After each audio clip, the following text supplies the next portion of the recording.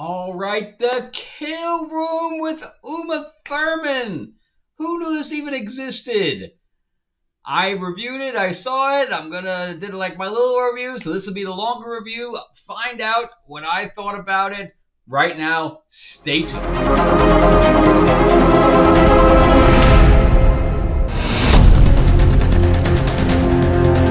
All right, let's talk about The Kill Room.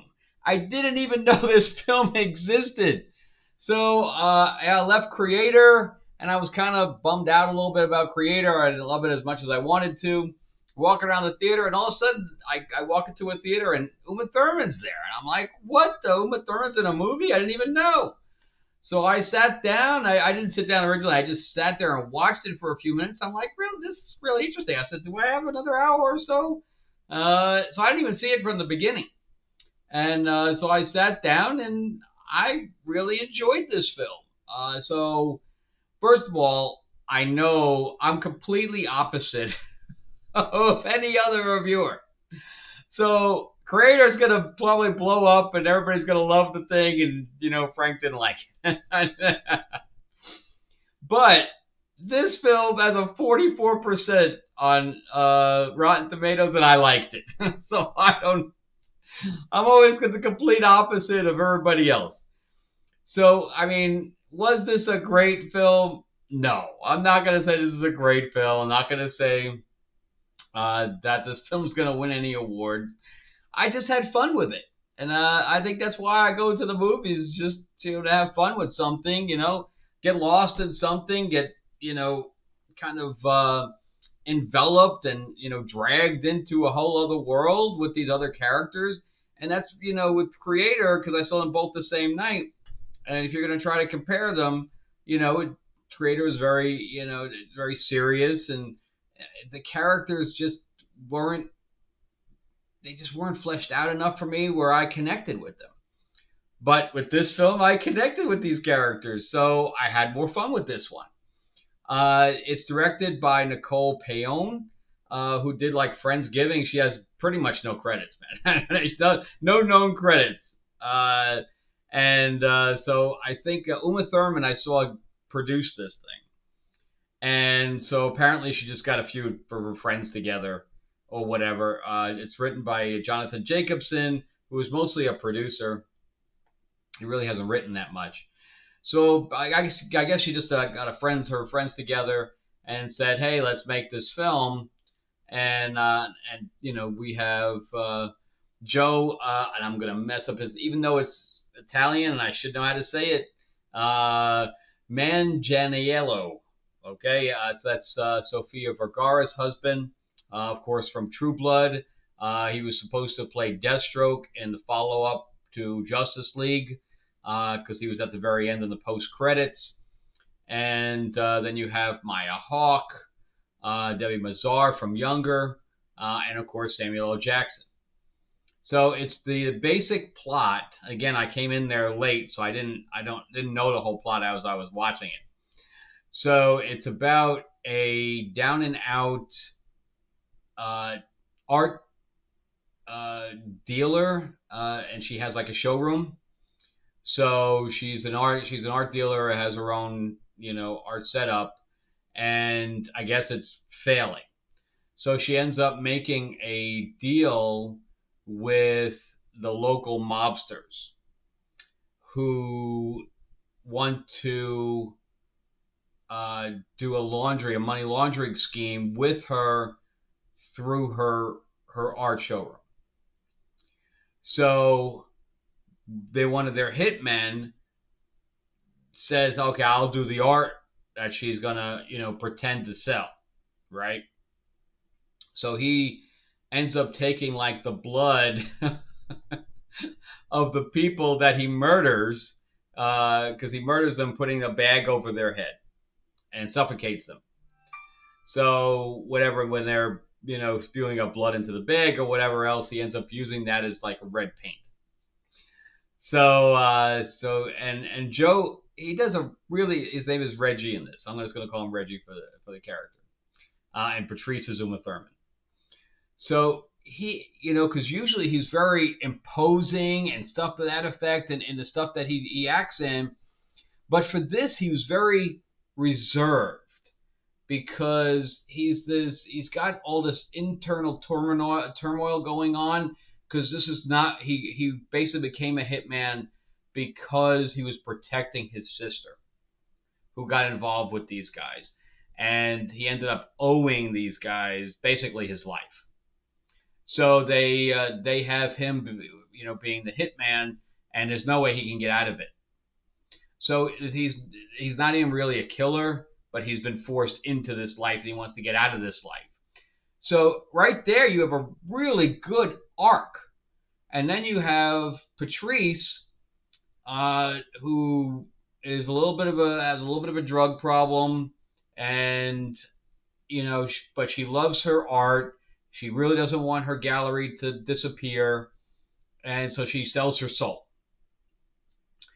So so you have these two broken characters that end up going together to go on this journey, and I found that very intriguing, and it had a very light-heartedness to it, even though we were talking about killing people.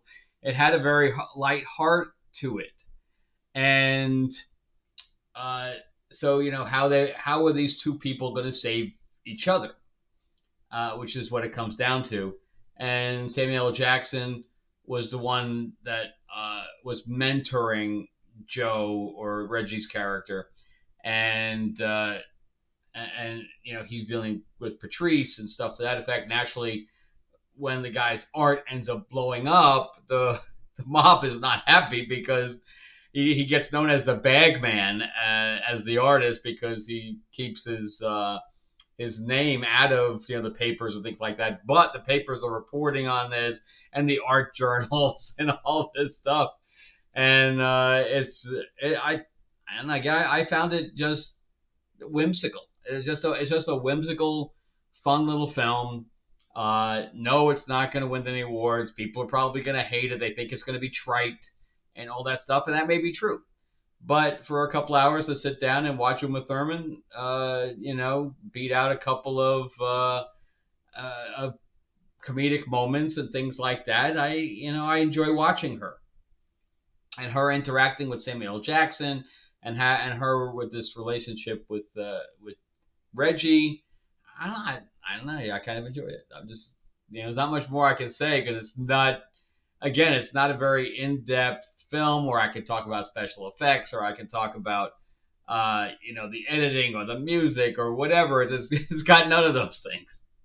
None of those things, that I wouldn't be surprised it was a pretty low-budget film, because it takes place, of course, in New York, and then they go down to Miami. So they did have a few moves there that probably increased the budget, but most of it takes place in a gallery or in his art room where he kills people and stuff like that. So, and there was a few other Jennifer Kim and Marianne Renan, it's little smaller actors, like I said, Debbie Mazar from Younger, some more TV actors. So again, and Amy Kuhn, who plays the assistant, she did a really good job, but again, she's barely done anything. So I don't know. I recommend it, but I don't know if you're going to go out and like it. I don't know. You may not be a fan of Uma Thurman like I am. I don't know. But I just thought it was interesting. So I don't know what else to say about it, but I recommend it if you got nothing else. Because that's the other problem right now. You have so many movies that came out this week. I haven't seen Expendables. I heard it was horrible, but come on, it's Expendables. What do you expect? But, if you're a fan of Statham and stuff like that, so I got to see that one yet. Saw just came out, and I still want to see Dumb Money. So it's like I may be going to the theater like all weekend to see. You may see a whole bunch of little reviews from me this week, because so many things have come out all at once. It's crazy. So, but of course, Creator is going to be the big one. I'm sure that's going to rule the weekend. So anyway, that's it for me. But thank you so much for watching. I really appreciate you taking the time to listen to me rant about Uma Thurman. So, but anyway, give me the thumbs up or give me the middle finger, whatever way you like. I'm not going to take it personally. And let me plug my own stuff real quick. I just got to remember I'm a writer as well. So my latest book is a fantasy novel called Tales of Ravenor, the Iron Witch. It is a fantasy book with a bunch of different cultures. They, all pray to different gods. So we have Egyptian and we have Asian and stuff to that effect. And there's a whole other good magic system in here that I created and things to that effect. Then I have a couple of my comics. So this one is a sci-fi based on my 4-novel series. This is 150 pages.